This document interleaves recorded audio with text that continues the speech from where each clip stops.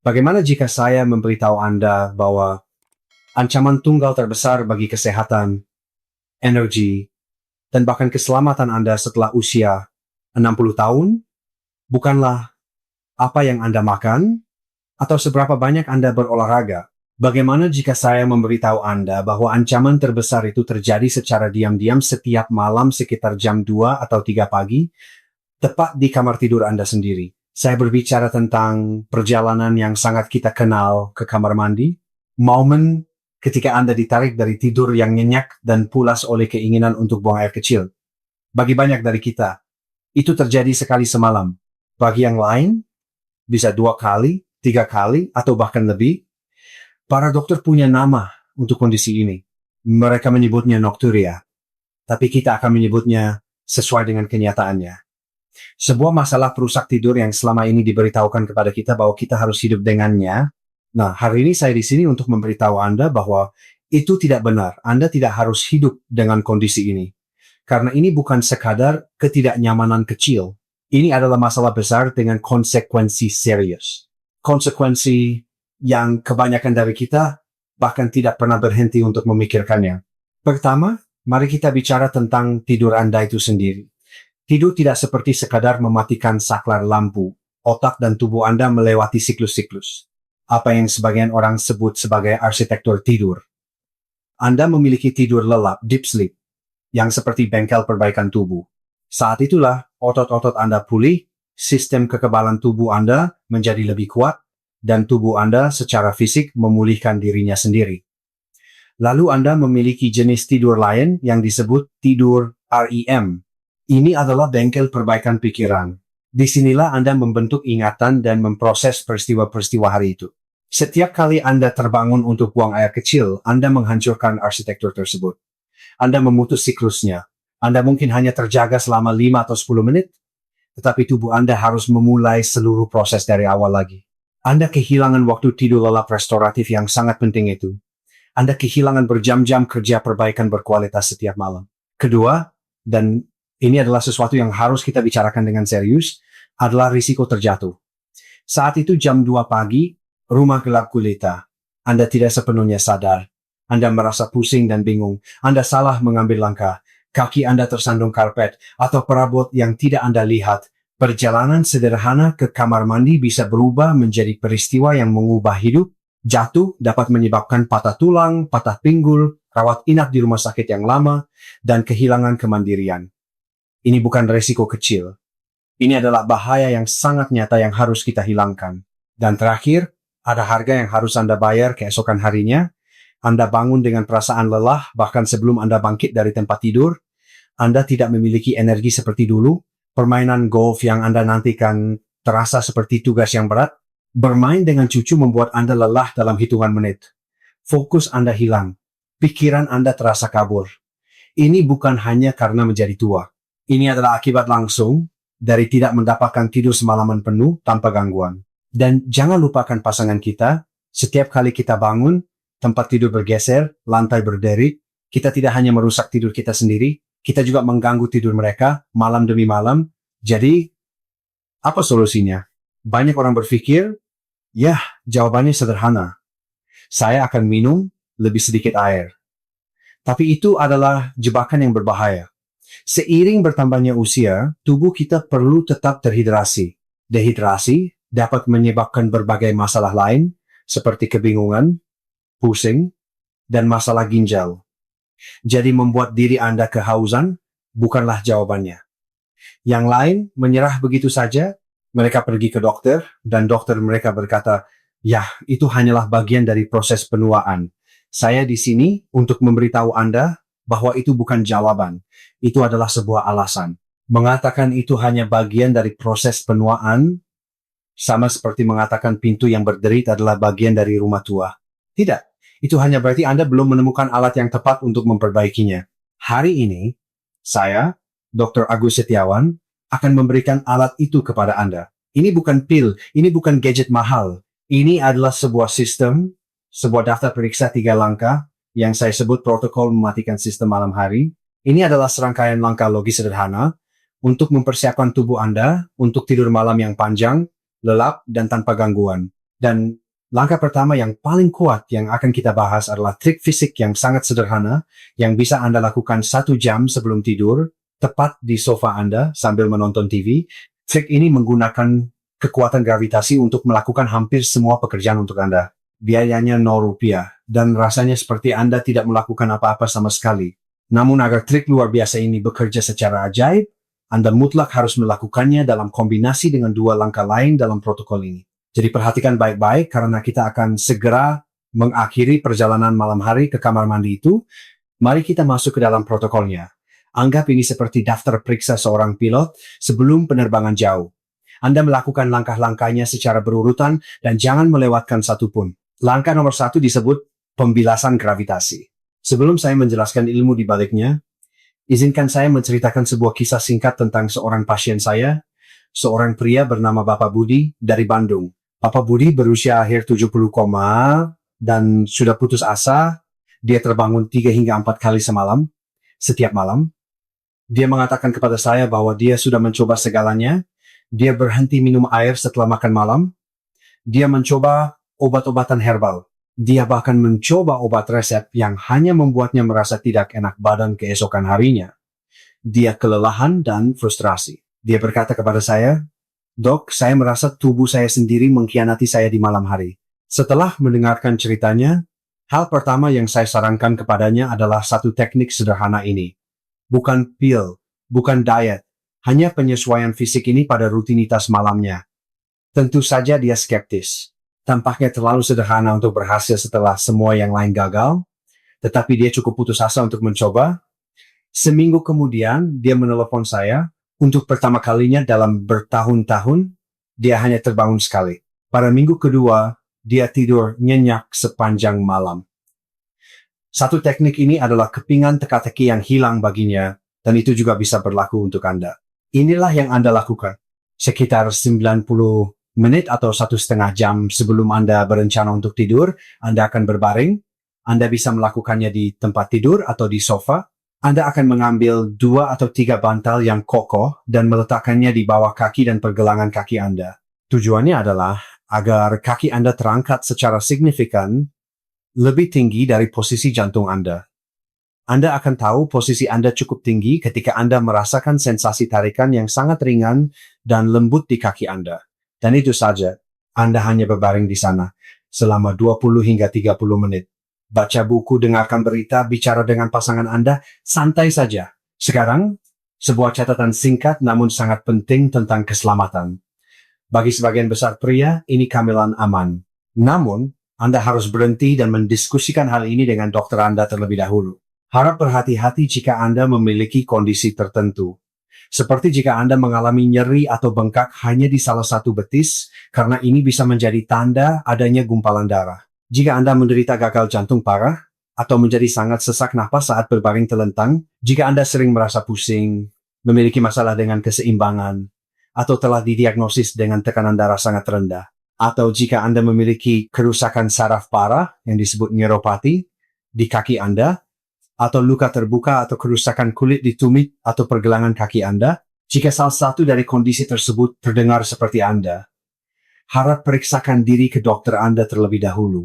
Untuk yang lainnya, mari kita bicara mengapa ini berhasil. Ini bukan sihir, ini ilmu pengetahuan sederhana. Sepanjang hari, saat Anda duduk, berdiri, dan berjalan, gravitasi menarik tubuh Anda ke bawah. Cairan, khususnya air dari aliran darah Anda, perlahan merembes keluar ke jaringan di kaki bagian bawah Anda. Kaki Anda, terutama pergelangan kaki dan betis, seperti 2 spons besar, dan mereka menghabiskan sepanjang hari menyerap cairan berlebih ini. Ini disebut edema perifer, yang hanya merupakan cara mewah untuk mengatakan retensi cairan di kaki Anda. Jika Anda tidur dengan kaki penuh cairan ini, seperti 2 spons yang terendam air, apa yang terjadi saat Anda berbaring telentang? Gravitasi tidak lagi menahan cairan itu di kaki Anda. Jadi semua cairan yang terperangkap itu memulai perjalanan lambatnya kembali ke aliran darah Anda. Aliran darah Anda membawanya ke ginjal yang melakukan tugasnya dan menyaringnya, mengubahnya menjadi urin, dan kemana urin itu pergi? Langsung ke kandung kemih Anda. Ginjal Anda bekerja lembur sepanjang malam. dan kandung kemih Anda terisi lagi dan lagi, membunyikan alarm pada jam 2 pagi, 4 pagi, dan seterusnya.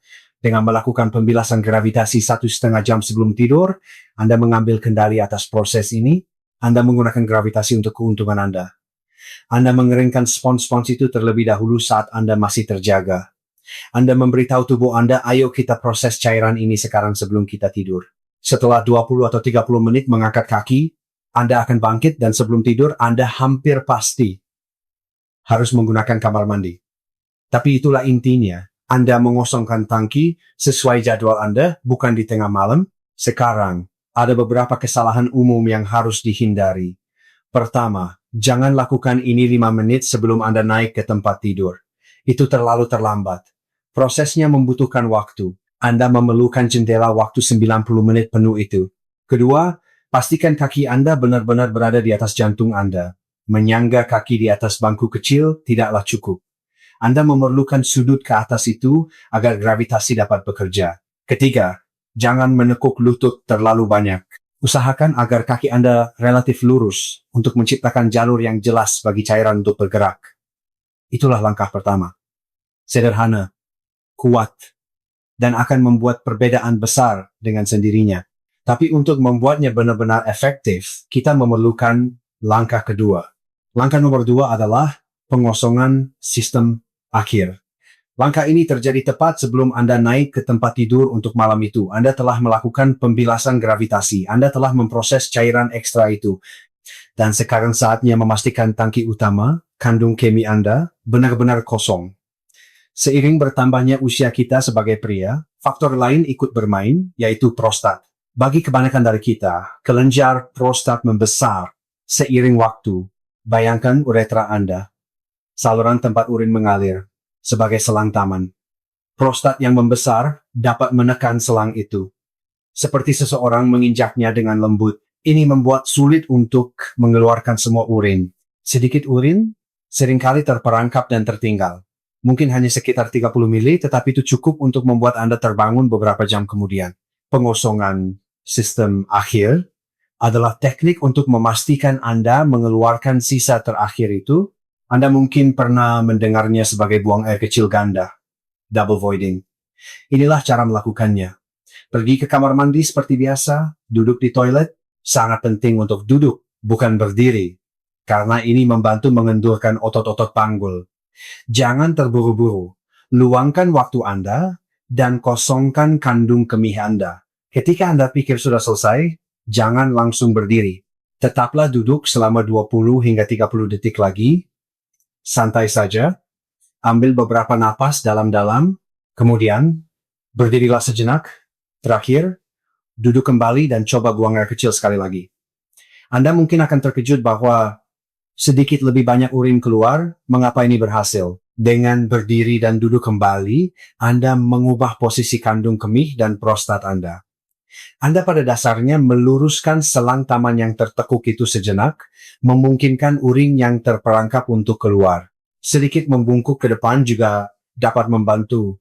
Anggap saja seperti mengeluarkan sisa saus tomat terakhir dari botol. Anda harus membalikkannya dan menggoyangkannya sedikit untuk mengeluarkan sisanya. Ini adalah prinsip yang sama. Kesalahan umum di sini sederhana. Yang terbesar adalah terburu-buru. Kita sering terburu-buru untuk tidur.